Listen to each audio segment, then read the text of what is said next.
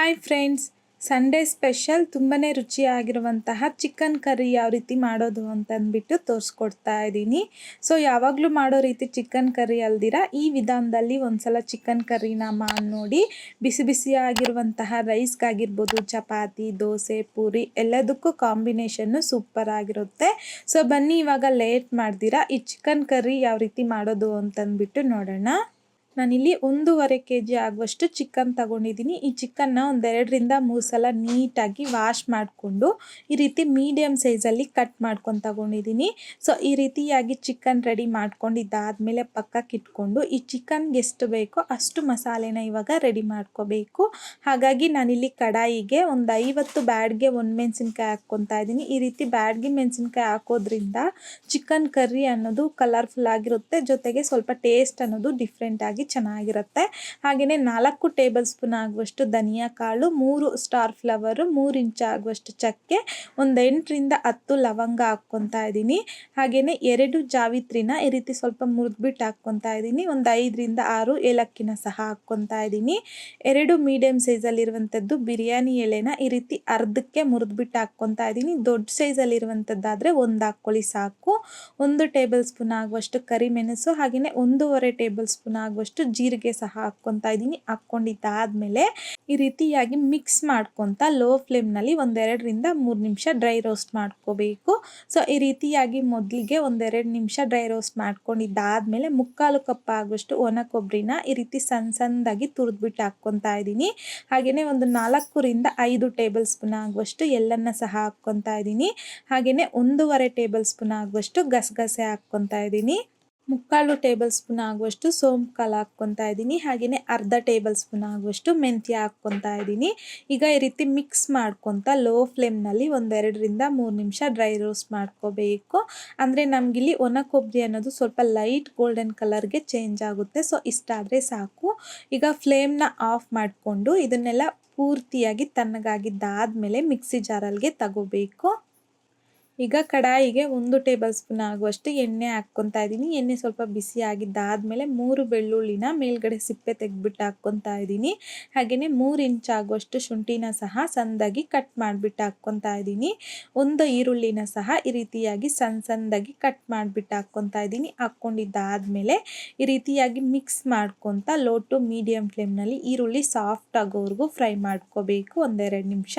So ಈ ರೀತಿ fry ಮಾಡ್ಕೊಂಡಿದ್ದಾದಮೇಲೆ 2 ಟೊಮೊಟೊನ ಸಹ ಈ ರೀತಿ ಸಣ್ಣದಾಗಿ ಕಟ್ ಮಾಡಿಬಿಟ್ಟು ಹಾಕ್ಕೊತಾ ಇದ್ದೀನಿ. ಹಾಕ್ಕೊಂಡಿದ್ದಾದಮೇಲೆ ಒಂದ್ಸಲ ಇದನ್ನು ಚೆನ್ನಾಗಿ ಮಿಕ್ಸ್ ಮಾಡಿಕೊಂಡು ಲಿಡ್ನ ಕ್ಲೋಸ್ ಮಾಡಿಬಿಟ್ಟು ಲೋ ಟು ಮೀಡಿಯಮ್ ಫ್ಲೇಮ್ನಲ್ಲಿ ಒಂದು 2-3 ನಿಮಿಷ ಟೊಮೊಟೊ ಸಾಫ್ಟ್ ಆಗೋವರೆಗೂ ಫ್ರೈ ಮಾಡ್ಕೋಬೇಕು.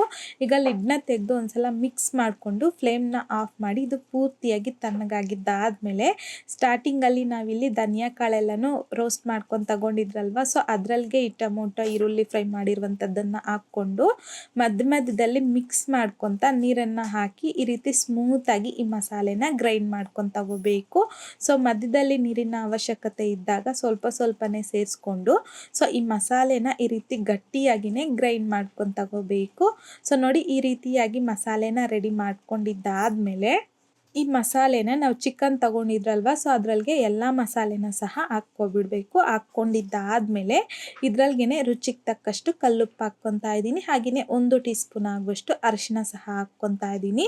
ಸೊ ಈಗ ಕೈಯಲ್ಲಿನೇ ಚೆನ್ನಾಗಿ ಇದನ್ನು ಈ ರೀತಿ ಮಿಕ್ಸ್ ಮಾಡ್ಕೋಬೇಕು. ಜೊತೆಗೆ ಈ ಮಸಾಲೆನ ಪ್ರತಿಯೊಂದು ಚಿಕನ್ ಪೀಸ್ಗೂ ಸಹ ಈ ರೀತಿ ರಬ್ ಮಾಡ್ಕೊತಾ ಚೆನ್ನಾಗಿ ಮಿಕ್ಸ್ ಮಾಡ್ಕೋಬೇಕು. ಸೊ ನೋಡಿ, ಈಗ ಎಲ್ಲ ನೀಟಾಗಿ ಮಿಕ್ಸ್ ಮಾಡ್ಕೊಂಡಿದ್ದಾಗಿದೆ. ಒನ್ಸ್ ಈ ರೀತಿ ನೀಟಾಗಿ ಮಿಕ್ಸ್ ಮಾಡ್ಕೊಂಡಿದ್ದಾದಮೇಲೆ ಈ ಚಿಕನ್ನ ಒಂದು 30-40 ನಿಮಿಷ ಮ್ಯಾರಿನೇಟ್ ಮಾಡ್ಕೋಬೇಕು. ಸೊ ಈ ಚಿಕನ್ ಒಂದು 40 ನಿಮಿಷ ಆದಮೇಲೆ ನಾನಿಲ್ಲಿ ಕಡಾಯಿಗೆ 3/4 ಕಪ್ ಆಗುವಷ್ಟು ಎಣ್ಣೆ ಹಾಕ್ಕೊತಾ ಇದ್ದೀನಿ. ಸೊ ಈ ಚಿಕನ್ ಕರಿಗೆ ಆದಷ್ಟು ಈ ರೀತಿ ಎಣ್ಣೆ ಸ್ವಲ್ಪ ಜಾಸ್ತಿಯಾಗಿಯೇ ಹಾಕ್ಕೋಬೇಕು. ಸೊ ಎಣ್ಣೆ ಸ್ವಲ್ಪ ಬಿಸಿ ಆಗಿದ್ದಾದಮೇಲೆ 2 ದೊಡ್ಡ ಸೈಜಲ್ಲಿರುವಂಥದ್ದು ಈರುಳ್ಳಿನ ಸಣ್ಣದಾಗಿ ಕಟ್ ಮಾಡಿಬಿಟ್ಟು ಹಾಕ್ಕೊತಾ ಇದ್ದೀನಿ. ಹಾಗೆಯೇ 4-5 ಒಣಮೆಣಸಿನ್ಕಾಯಿನ ಸಹ ಹಾಕ್ಕೊಂಡು ಈ ರೀತಿ ಮಿಕ್ಸ್ ಮಾಡ್ಕೊತಾ ಮೀಡಿಯಮ್ ಫ್ಲೇಮ್ನಲ್ಲಿ ಈರುಳ್ಳಿ ಈರುಳ್ಳಿ ಗೋಲ್ಡನ್ ಕಲರ್ ಬರೋವರೆಗೂ ಫ್ರೈ ಮಾಡ್ಕೋಬೇಕು. ಸೊ ನೋಡಿ ಈ ರೀತಿಯಾಗಿ ಈರುಳ್ಳಿ ಗೋಲ್ಡನ್ ಕಲರ್ ಬಂದಾದಮೇಲೆ 40 ನಿಮಿಷ ಮಸಾಲೆ ಜೊತೆಯಲ್ಲಿ ಚಿಕನ್ ಮ್ಯಾರಿನೇಟ್ ಆಗಿರುತ್ತಲ್ವ, ಸೊ ಅದನ್ನು ಹಾಕ್ಕೊತಾ ಇದ್ದೀನಿ. ಹಾಕ್ಕೊಂಡಿದ್ದಾದಮೇಲೆ ಈ ರೀತಿಯಾಗಿ ಮಿಕ್ಸ್ ಮಾಡ್ಕೊತ 1-2 ನಿಮಿಷ ಮೀಡಿಯಮ್ ಫ್ಲೇಮ್ನಲ್ಲಿ ಚಿಕನ್ನ ಚೆನ್ನಾಗಿ ಫ್ರೈ ಮಾಡ್ಕೋಬೇಕು.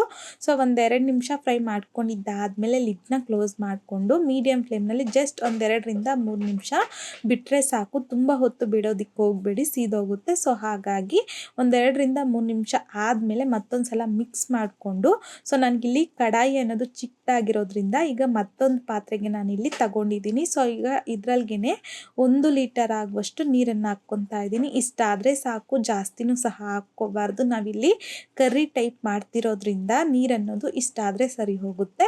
ಒಂದ್ಸಲ ನೀಟಾಗಿ ಮಿಕ್ಸ್ ಮಾಡಿಕೊಂಡು ಲಿಡ್ನ ಕ್ಲೋಸ್ ಮಾಡಿಬಿಟ್ಟು ಮೀಡಿಯಮ್ ಫ್ಲೇಮ್ನಲ್ಲಿ 5-6 ನಿಮಿಷ ಇದು ಚಿಕನ್ನ ಚೆನ್ನಾಗಿ ಬೇಯಿಸ್ಕೋಬೇಕು. ಸೊ 5-6 ನಿಮಿಷ ಆದಮೇಲೆ ಮತ್ತೊಂದು ಸಲ ಚೆನ್ನಾಗಿ ಮಿಕ್ಸ್ ಮಾಡಿಕೊಂಡು ಲಿಡ್ನ ಕ್ಲೋಸ್ ಮಾಡಿಬಿಟ್ಟು ಮತ್ತೊಂದು 5-6 ನಿಮಿಷ ಮೀಡಿಯಮ್ ಫ್ಲೇಮ್ನಲ್ಲಿ ಈ ಚಿಕನ್ ಕರ್ರಿನ ಚೆನ್ನಾಗಿ ಕುದಿಸ್ಕೋಬೇಕು. ಸೊ ಈಗ ಆದಷ್ಟು ಚಿಕನ್ ಕರ್ರಿ ಅನ್ನೋದು ರೆಡಿಯಾಗಿದೆ. ಈಗ ಈ ರೀತಿ ಮಿಕ್ಸ್ ಮಾಡ್ಕೊತ ಮತ್ತೊಂದು 2-3 ನಿಮಿಷ ಮೀಡಿಯಮ್ ಫ್ಲೇಮ್ನಲ್ಲಿ ಚೆನ್ನಾಗಿ ಕುದಿಸ್ಕೊಂಡಿದ್ದಾದಮೇಲೆ ಸಣ್ಣದಾಗಿ ಕಟ್ ಮಾಡ್ಕೊಂಡಿರುವಂಥ ಕೊತ್ತಂಬರಿನ ಸ್ವಲ್ಪ ಹಾಕ್ಕೊಂಡು ಮತ್ತೊಂದು ಸಲ ಚೆನ್ನಾಗಿ ಮಿಕ್ಸ್ ಮಾಡ್ಕೊತಾ ಇದ್ದೀನಿ. ಸೊ ಈ ರೀತಿಯಾಗಿ ಎಲ್ಲ ಚೆನ್ನಾಗಿ ಮಿಕ್ಸ್ ಮಾಡ್ಕೊಂಡಿದ್ದಾದಮೇಲೆ ನಮಗಿಲ್ಲಿ ಚಿಕನ್ ಕರ್ರಿ ಅನ್ನೋದು ರೆಡಿಯಾಗಿದೆ. ಫ್ಲೇಮ್ನ ಆಫ್ ಮಾಡಿಕೊಂಡು ಸರ್ವ್ ಮಾಡ್ಕೊಳ್ಳೋದು ಅಷ್ಟೇ.